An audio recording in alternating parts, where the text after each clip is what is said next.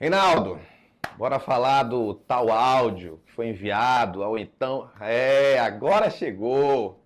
Tem que falar desse assunto, é óbvio que a gente ia falar desse assunto. Ó, esse áudio foi enviado ao Daniel Vorcaro no dia 8 de setembro do ano passado, 5 dias depois do Banco Central ter rejeitado a compra do Master pelo BRB, e era um áudio do senador Flávio Bolsonaro, que é o presidenciável do PL, pedindo dinheiro para a produção do filme Dark Horse, ou O Azarão, que vai contar a vida do ex-presidente Jair Bolsonaro.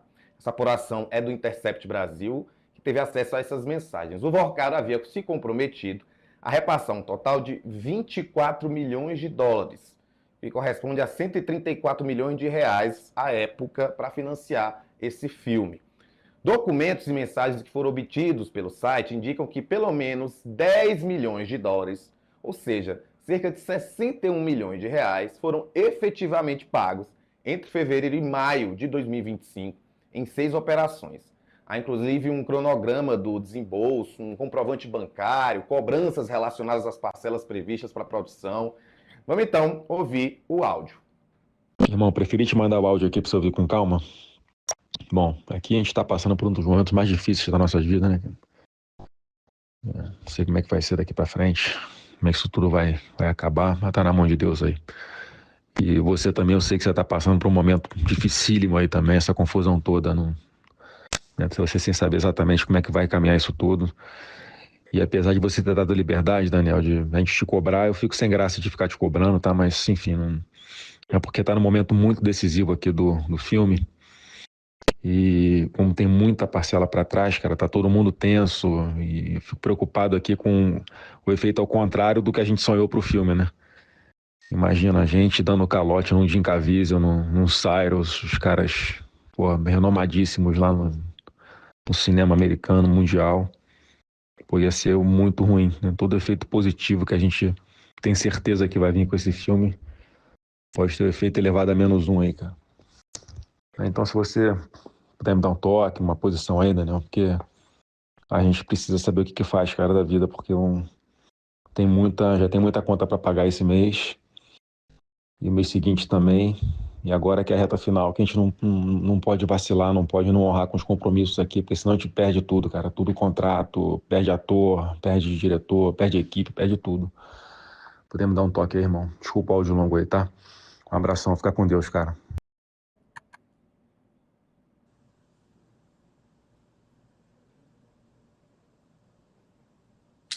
Vamos lá, meu silêncio eloquente. Primeira coisa, Tem que ter o silêncio. isso é um fundamento do modo como eu trato essas coisas. Alguém pedir dinheiro para o outro para financiar um filme, não há crime nisso, né? Nem há crime dar o dinheiro para o filme. O que nós vamos ter que saber é onde está o dinheiro. Porque foi dado. E porque eu digo que foi dado, nós já vamos ver, né? Então, agora, qual é o ponto? E, num primeiro momento, não é de natureza penal. Pode vir a ser. Tá, estão fazendo um filme, eu pego, ligo para o Daniel Vorcaro, falei, aí, irmão, como é que é e tal. E a gente vê que não há distância, há proximidade ali, há amizade, é brother, né? O problema é que o Flávio, até anteontem, dizia não ter proximidade nenhuma com o Daniel Vorcaro.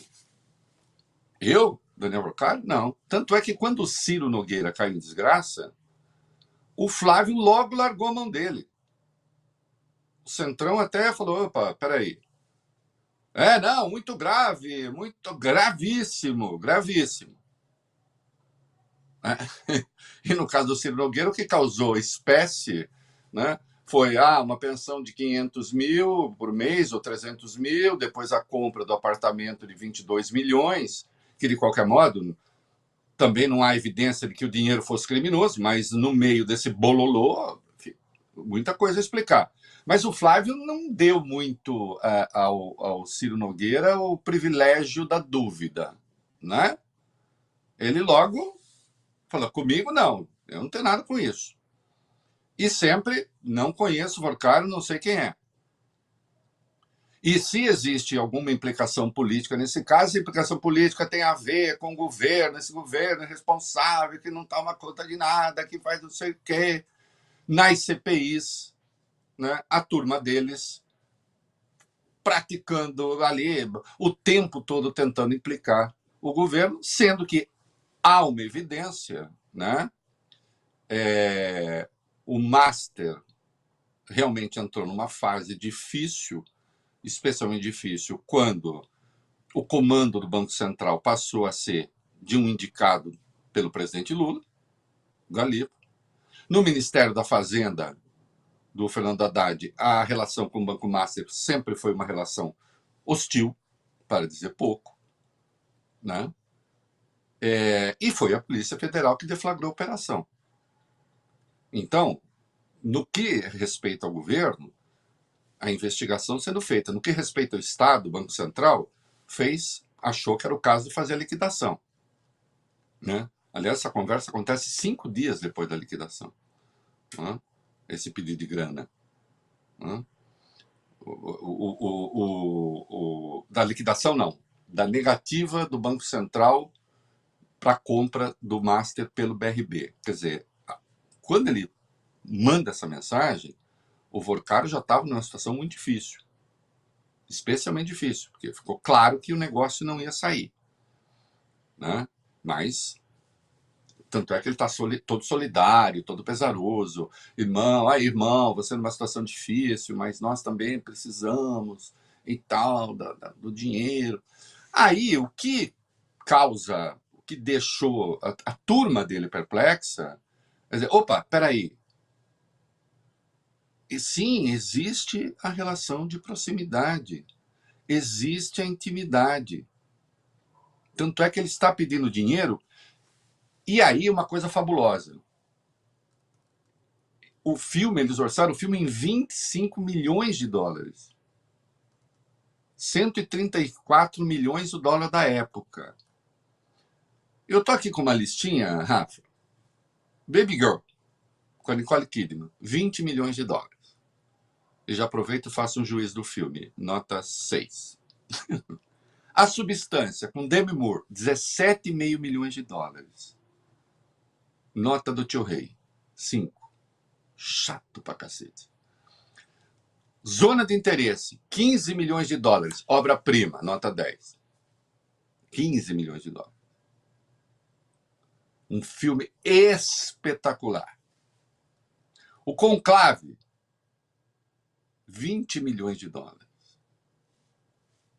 6,5.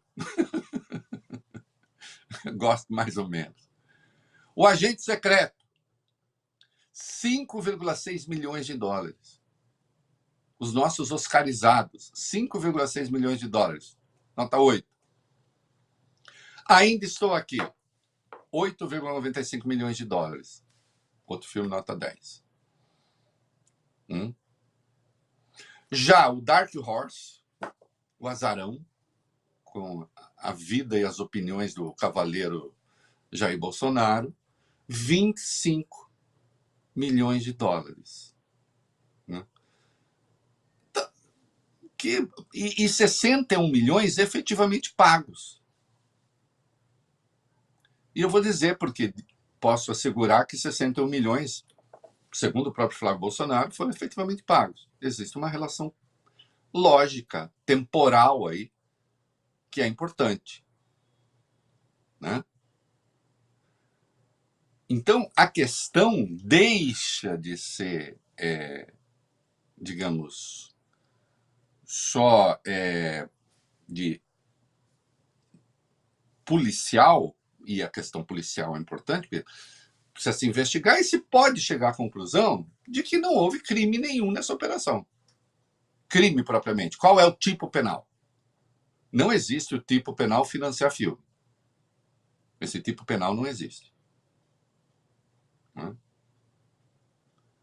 Agora, existe uma guerra política sobre a questão do Master. E é aí que o Flávio Bolsonaro quebra a cara. Porque a proximidade está dada, né? E tem uma mensagem que o Flávio mandou um dia antes de o Vorcaro ser preso pela primeira vez, né?